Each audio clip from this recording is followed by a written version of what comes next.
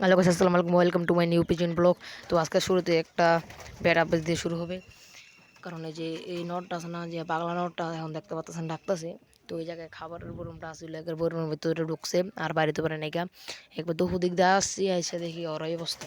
তারপরে এখানটা পানি মুনিতে তলায় আলাইছিলাম গাইস, তারপর অনেক কষ্ট করে সুস্থ করছি, এখন একটু সুস্থ আছে।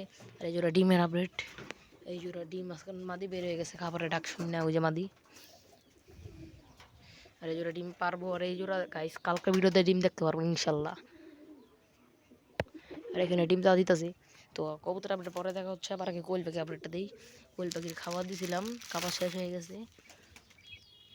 কোয়েল পাখি কিছুদিনের ভিতরে ডিম পারবো। আজকে আমার গোনায় 40 দিন হয়েছে, কারণ 15 দিন বয়সে আমি আনছিলাম আমার মনে হয়। তো আগে কোয়েল পাখির একটু খাবার দিয়ে নিই। খাবার একটু অল্পই দিব, কারণ বিকাল টাইম, সকালে খাবার দিয়েছিলাম। আমি খাবারটাই যে এখান দিয়ে দিই, আমি কোয়েল পাখির খাবারটাই যে এখান দিয়ে দিই গাইস। তো কবুতরের এখন খাবার আর দেবো না, একবারে কালকে সকালে। তো এই যে এই জোড়াটা ডিম পেড়ে দিবে।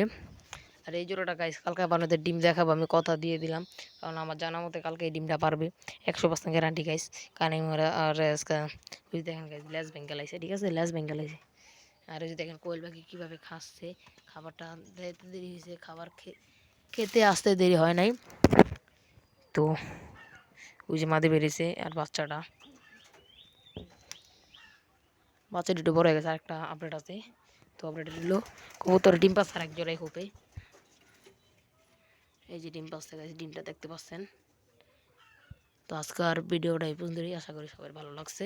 ভালো লাগলে চ্যানেলের সাথে থাকবেন, চ্যানেলটা সাবস্ক্রাইব এবং লাইক কমেন্ট করে দেবেন।